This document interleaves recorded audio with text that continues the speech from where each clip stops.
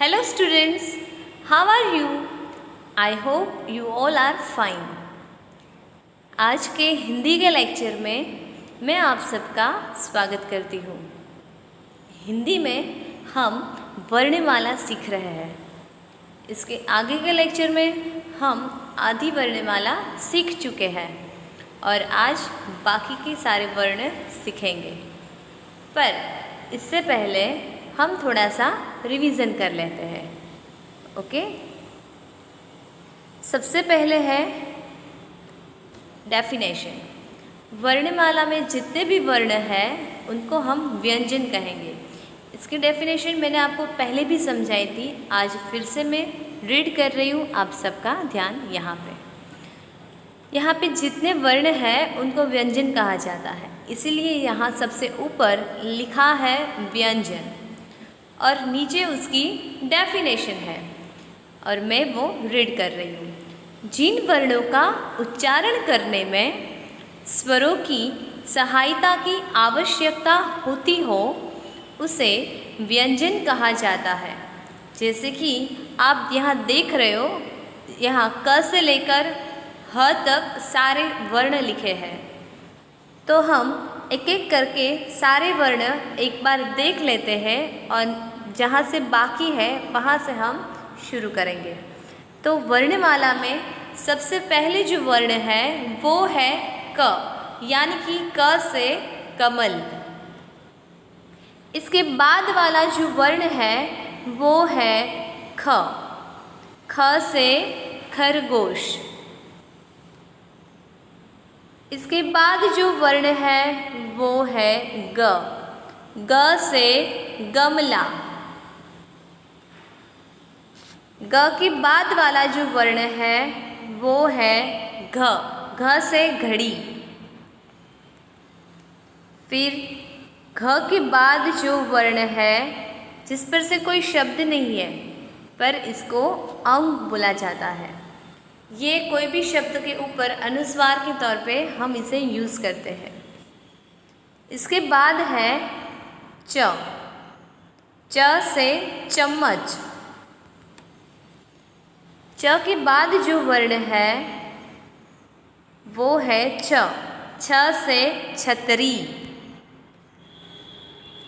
छ के बाद जो वर्ण आता है वो है ज, यानी कि ज से जग। ज के बाद वाला जो वर्ण है वो है ज, ज से झंडा। फिर ज के बाद जो वर्ण है इसे बोलते हैं य, यानी कि कोई भी शब्द के ऊपर हम वो चंद्र बिंदु करते हैं तो इसे हम यूज़ करते हैं। आगे मैंने आपको वो शब्द लिख के भी समझाया था। इसके बाद जो वर्ण है वो है ट, ट से टमाटर। ट के बाद वाला जो वर्ण है वो है ठ, यानी कि ठ से ठेला। ठ के बाद जो वर्ण है वो है ड, ड से डफली, जिसे हम बजा सकते हैं। ड के बाद वाला जो वर्ण है वो है ढ, ढ से ढोलक। यहाँ तक तो हम सीख ही चुके थे। इसके बाद वाला जो वर्ण है वो है अण। मैंने आपको पहले भी समझाया था, आज वापस समझा रही हूँ कि ये जो अण है ये है तो वर्ण ही, एक वर्ण ही है। जैसे हम लेटर बोलते हैं उसी तरह ये भी वर्ण ही है, पर इस वर्ण से कोई भी शब्द शुरू नहीं होता है, यानी कि वर्ण को लेकर कोई भी शब्द स्टार्ट नहीं होता है। ये वर्ण कोई भी शब्द के बीच में या तो अंत में आता है, पर इस वर्ण से कोई शब्द स्टार्ट नहीं होता है। जैसे कि पर्ण, तो इसमें अण बाद में आता है और प पहले, तो ये अण बीच में या तो अंत में आता है। इसके बाद वाला जो वर्ण है वो है त, त से हुआ तरबूज। आगे हम सीख चुके थे, फिर हम रिपीट कर रहे हैं। ये है त, त से हुआ तरबूज। यहाँ बाजू में आप चित्र भी देख सकते हो जिसका रंग है लाल। यहाँ पे आप चित्र देख सकते हो, यहाँ अंदर से उसका रंग लाल है और बाहर इसका रंग हरा है। और इसके अंदर सीड्स भी आप देख रहे हो, काले कलर के, ब्लैक कलर के छोटे छोटे जो सीड्स हैं वो आप यहाँ पे देख सकते हो। इंग्लिश में इस तरबूज को वाटरमेलन भी हम कह सकते हैं। यहाँ पे इसका नाम है, हम वो देख लेते हैं। ये जो है तरबूज, और यहाँ पे ये त का वर्ण भी लिखा है, तो त से हो गया तरबूज। त के बाद वाला जो वर्ण है वो है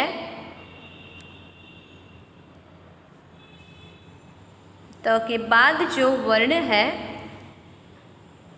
वो है थ। थ से थर्मस आप यहाँ देख सकते हो।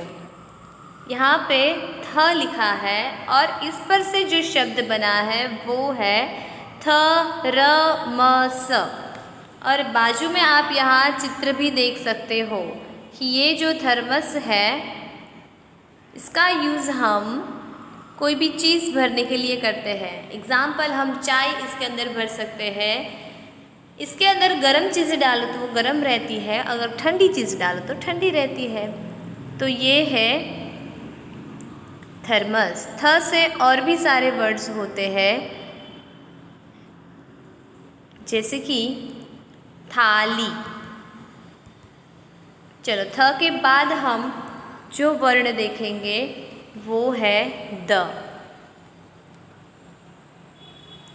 ये द है और द से क्या हुआ? दवात, यानी कि इंक। जो हमारे पेन के अंदर जो इंक होती है ना, हाँ, इसे दवात भी कहते हैं। द से और भी सारे शब्द बनते हैं जो ओके। इसके बाद जो वर्ण है वो है ध। ध से हुआ धनुष। यहाँ पे आप चित्र देख सकते हो, यहाँ डोरी है यानी कि थ्रेड, और ये जो है इसे हम बाण भी बोल सकते हैं। ये जो पूरा है चित्र ये धनुष है, पूरा का पूरा चित्र, और ये जो आप देख रहे हो इसे हम बाण कह सकते हैं।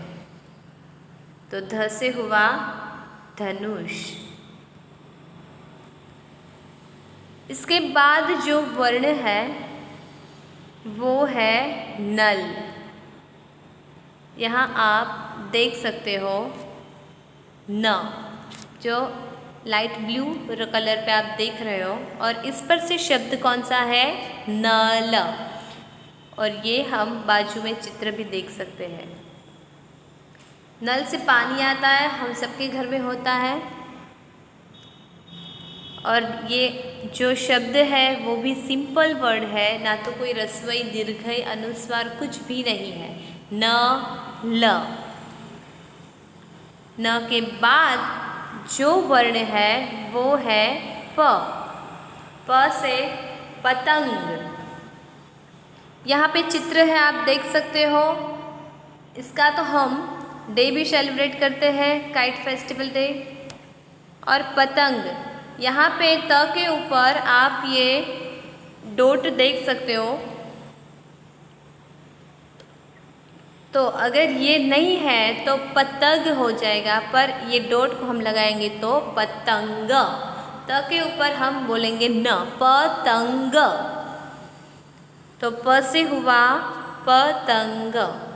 प से और भी सारे वर्ड हैं, जैसे कि परीक्षा, पल, पत्थर। प के बाद वाला जो वर्ण है वो है फ।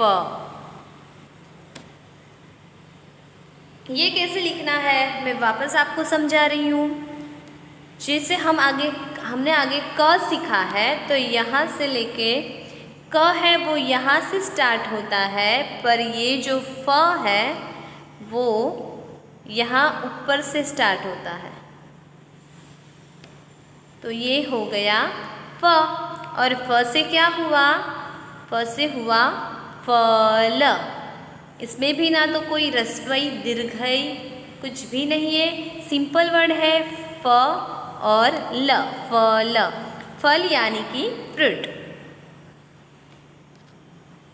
बाजू पे आप फ्रूट भी देख सकते हो, यानी कि फल। यहाँ पे आप लाल रंग में सेब देख सकते हो, फिर पीले रंग में केले हैं, फिर संतरे हैं और जमरूख भी है। तो यहाँ फल, जिसे हम इंग्लिश में फ्रूट्स भी बोल सकते हैं। फ के बाद, इससे पहले मैं आपको ये समझा दूँ एक बार कि फ और क कैसे लिखते हैं। अभी हमने जो सीखा वो है फ। सबसे पहले ऐसे लाइन करनी है, देन लाइन को नीचे जाने देना है ऐसे। ये हो गया फ। अभी हम क, जो दोनों सेम जैसे हैं, क को हमें ऐसे करना है। तो ये हो गया फ और ये हो गया क। दोनों में डिफरेंट क्या है? ये लाइन सीधी है और ये यहाँ से राउंड में है। तो अभी आप लोग याद रखेंगे ना कि फ और क में डिफरेंट क्या है। वापस हम यहाँ पे आ जाते हैं बच्चों। फ से हो गया फल। इसके बाद वाला जो वर्ण है वो है ब। फ के बाद जो वर्ण है वो है ब। देखो ब कैसे करना है। सबसे पहले हम यहाँ से स्टार्ट करेंगे और बीच में ऐसे छोटी सी स्लांटिंग लाइन करनी है। तो हो गया ब। ब से हुआ बतख। यहाँ पे एक त आधा किया है और उसे दूसरे त के साथ ऐसे जोड़ दिया है, तो बतख। फिर हम इसे एक त के साथ भी लिख सकते हैं। यहाँ पे ऐसे दिया है, तो हम ऐसे भी तो लिख सकते हैं और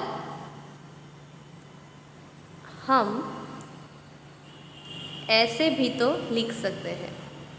यानी कि सिर्फ एक ही त, ये जो आधा त किया है ये नहीं, ये भी राइट है और ये भी राइट है। ओके, तो ब से हो गया बतख। आप यहाँ चित्र में भी देख सकते हो कि पीले रंग में छोटा सा बतख है। तो ये ब से बहुत सारे वर्ण हैं, बहुत सारे शब्द बनते हैं, जैसे कि बटन, बहन, बगुला, बस। तो ये है ब। ब के बाद वाला जो वर्ण है वो है भ। ये कैसे लिखना है मैं आपको समझा दूँ। यहाँ से हम स्टार्ट करेंगे, लाइन को नीचे, फिर बाजू में और यहाँ से हम नीचे जाने देंगे। तो हो गया भ।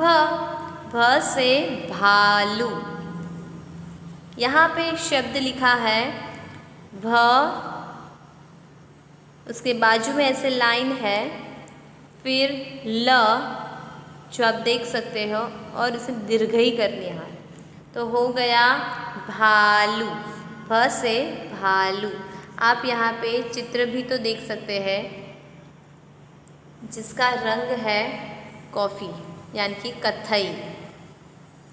तो भ से और भी सारे शब्द हैं, जैसे कि भगत, फिर भजन, फिर भगवान, फिर भ कोई भी शब्द के बीच में या तो अंत में भी आ सकता है। जैसे कि नभ, हम गुजराती में जिसे आकाश बोलते हैं, स्काई, तो हिंदी में इसे नभ कह सकते हैं हम। तो सबसे पहले न और भ अंत में। भ के बाद वाला जो वर्ण है वो है म। म से हो गया मछली। यहाँ पे एक शब्द भी है, सबसे पहले लिखा है म, फिर छ, फिर दीर्घई ली, मछली। तो म से हुआ मछली। म से और भी शब्द बन सकते हैं, जैसे कि म से माँ। हमारी जो माँ है उसे हिंदी में माँ कहते हैं। वैसे ही हम मम्मी बोलते हैं, पर माँ भी हो सकता है।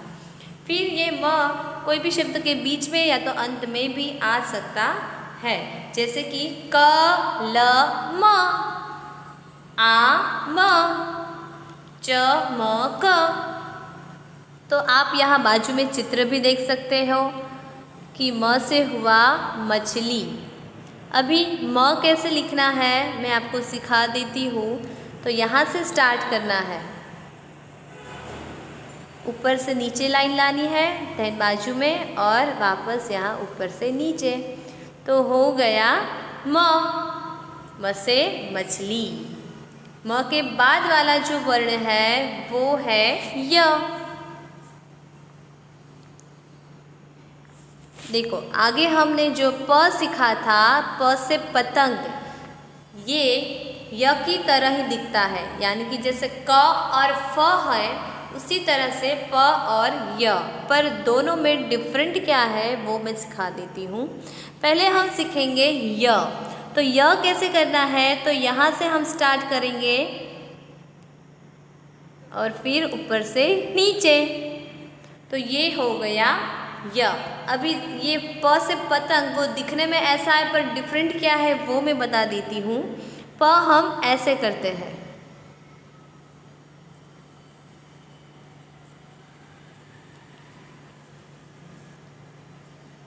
वापस में लिख रही हूँ, आप देख लो। यहाँ हम ऐसे करेंगे प, और यह है ऐसे। यहाँ से ये राउंड शेप में है, तो ये हो गया य। ये है प यानी प से पतंग, और ये है य यानी कि य से यज्ञ, जो हम सीखने वाले हैं। य से जो शब्द है वो है यज्ञ। ये है य जो अभी हमने सीखा, जैसे कि यहाँ से हमने ऐसे राउंड करके करना है, तो ये हो गया य ऐसे। और इसके बाजू में है ज्ञ। ये दिखने में थोड़ा हार्ड है, पर आगे ये वर्ण आएगा तब मैं आपको सिखाऊंगी कि ज्ञ कैसे लिखना है। तो य से हो गया यज्ञ। फिर यहाँ बाजू में चित्र भी है, आप देख सकते हो। नीचे जो है वो कुंड है, और ऊपर अंदर जो देख रहे हो वो है यज्ञ, यानी कि वो है अग्नि। जो अग्नि होती है ना, ये यज्ञ हिंदू धर्म में करते हैं भगवान के लिए, जो पवित्र माना जाता है। नीचे जो आप देख रहे हो ये कुंड है, और ये जो आप देख रहे हैं वो है अग्नि। तो ये इनको बोलते हैं यज्ञ। य पर से और भी शब्द बन सकते हैं। य पर से यति, फिर बीच में या तो अंत में भी आ सकता है, जैसे कि न य न, फिर कोयल, फिर रामायण। तो ये है य। य के बाद जो वर्ण है वो है र। यहाँ आप स्क्रीन पे देख सकते हो पीले रंग में ये है र। अभी कैसे लिखना है, यहाँ से हम शुरू करेंगे ऐसे, यानी कि ये हो गया र। अभी र से क्या हुआ है, रस्सी। रस्सी से नहीं पता चलेगा, पर यहाँ बाजू में आप चित्र देखोगे तो आपको समझ आएगा कि ये है रस्सी, जिसे हम गुजराती में क्या बोलते हैं, दोरडू। कोई भी थ्रेड अगर बड़ा है, थिकनेस में भी ज़्यादा है, तो ये है रस्सी। ये रस्सी से एक गेम भी खेल सकते हैं, शायद आप लोगों को पता है। रस्सी को दोनों साइड से सब लोग पकड़ते हैं और फिर खींचते हैं, तो ये एक गेम भी है। और र से और भी सारे शब्द बनते हैं, तो ये है रस्सी। ये जॉइंट वर्ड है। सबसे पहले यहाँ पे लिखा है र, देन स। ये जो है वो आधा है, इसे यहाँ पे पूरा स के साथ जोड़ दिया है। इट मीन्स यहाँ सबसे पहले र, फिर आधा स और फिर पूरा स, और यहाँ पे आप देख रहे हो वो है रस्सी। रस्सी, ये जो चित्र है वो है रस्सी का चित्र। तो र से हो गया रस्सी। र से और भी शब्द हैं, जैसे कि रथ, फिर रतन, और हमारे नाम भी तो हो सकते हैं र से। फिर घर, वो अंत में आए ना, र, घर, भरत, रतन। तो ये हो गया र से रस्सी। र के बाद जो वर्ण है वो है लट्टू, यानी कि ल। ल से हुआ लट्टू। लट्टू से नहीं पता चलेगा, पर बाजू में जो चित्र है उसे आप देख सकते हो। ये एक टॉय भी है, इसे बॉयज़ ज़्यादा खेलते हैं। वो गुजराती में हम क्या बोलते हैं, भमरडो। भ से भ पर थी भमरडो, तो हिंदी में इसे बोलेंगे हम लट्टू। इसे हम थ्रेड से फोल्ड कर थ्रेड को लगाकर हम घुमा सकते हैं। तो अभी ल कैसे लिखना है,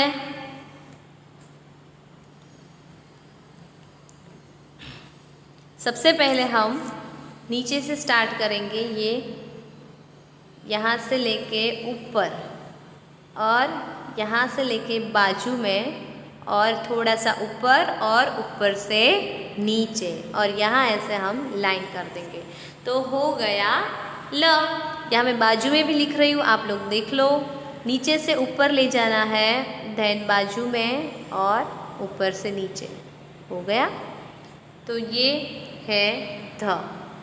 अभी ल से है लट्टू।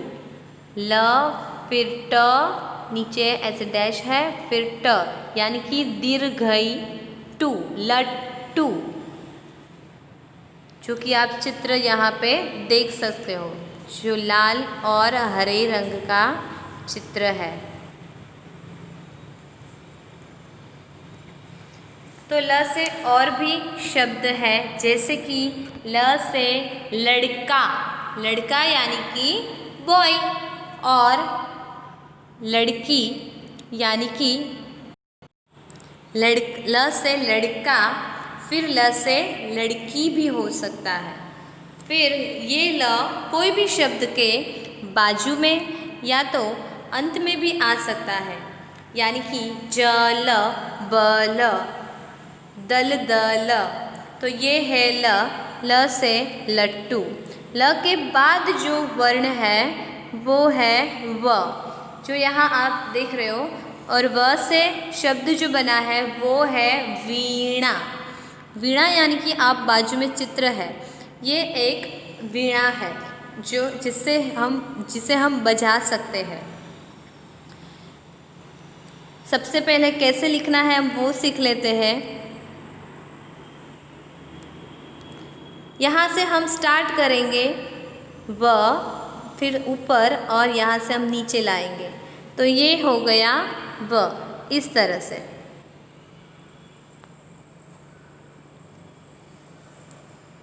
अभी व से हो गया वीणा, जो कि नीचे लिखा है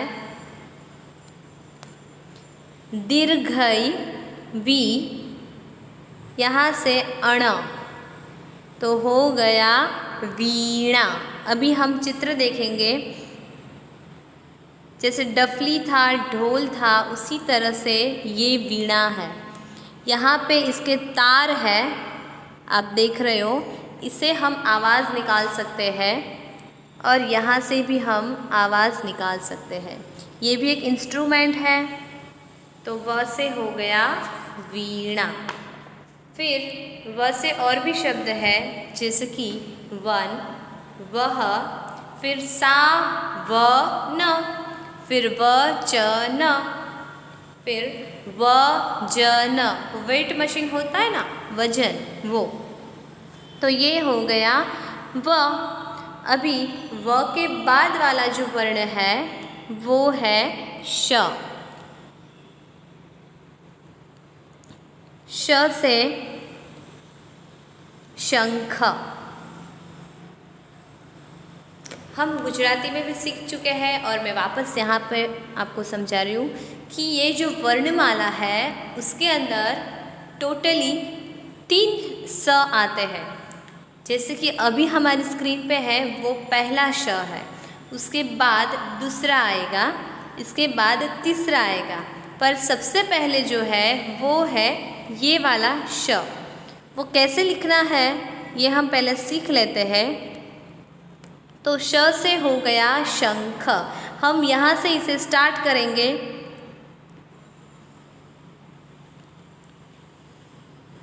और फिर नीचे और बाजू में ये जो लाइन है स्टैंडिंग लाइन की तरह वो करेंगे और देन ये लाइन। तो हो गया श। स से शंख। स से शरबत भी हो सकता है जो कि हम पीते हैं, कोल्ड ड्रिंक्स। यहाँ पे है शंख। श के ऊपर ऐसे डॉट है तो हम बोलेंगे शंख। अभी शंख क्या है तो हम यहाँ चित्र में देख सकते हैं, सफ़ेद रंग का है। इसे हम मुंह में रखकर बजा सकते हैं ताकि इसके अंदर से अच्छे से आवाज़ निकल सकती है।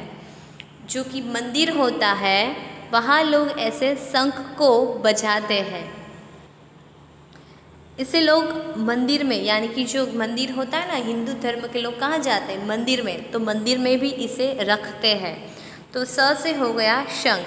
ये कहाँ से मिलते हैं, जो कि वो पानी होता है ना, महासागर, समुद्र, वहाँ ऐसे शंख बहुत ही होते हैं।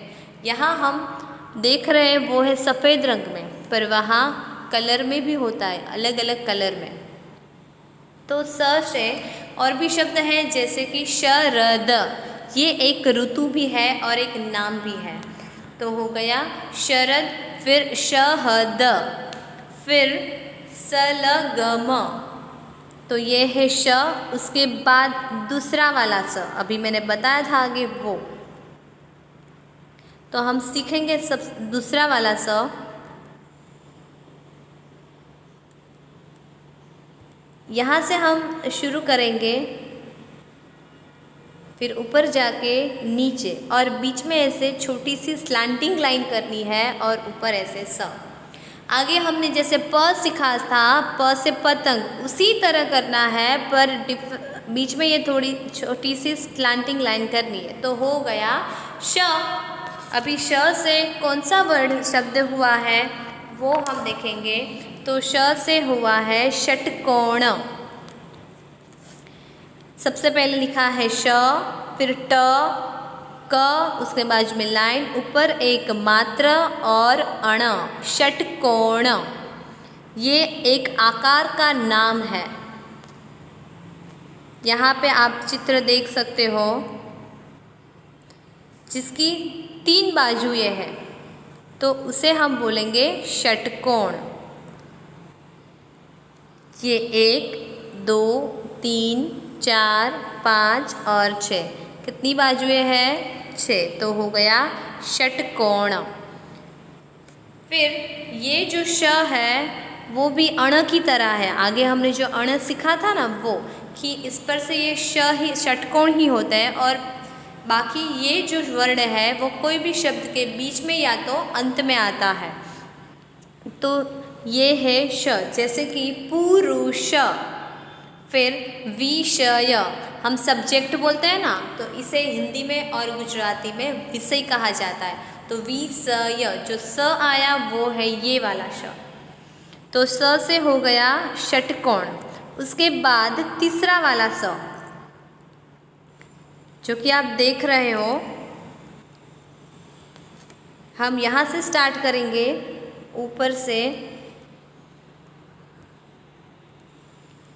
ऊपर से लेके नीचे लाना है और फिर बाजू पे ऐसी छोटी सी स्लिपिंग लाइन, फिर ऊपर से नीचे ऐसे सीधी लाइन करनी है और ऐसे। वापस मैं यहाँ पे लिख रही हूँ ऐसे। तो हो गया श। सबसे पहले हमने जो सीखा था वो है स से शंख, फिर स से षटकोण, और अभी जो है वो है स से सूरज, यानी कि दीर्घ सु र ज, सूरज यानी कि सन, जो आप बाजू में यहाँ पे देख सकते हो, जो रोज़ सुबह हम देखते हैं, जिसका रंग पीला और केसरी है। ये हमें धूप देता है और प्रकाश भी देता है। तो ये हो गया स से सूरज। फिर स से और भी शब्द है, जैसे कि सरल, फिर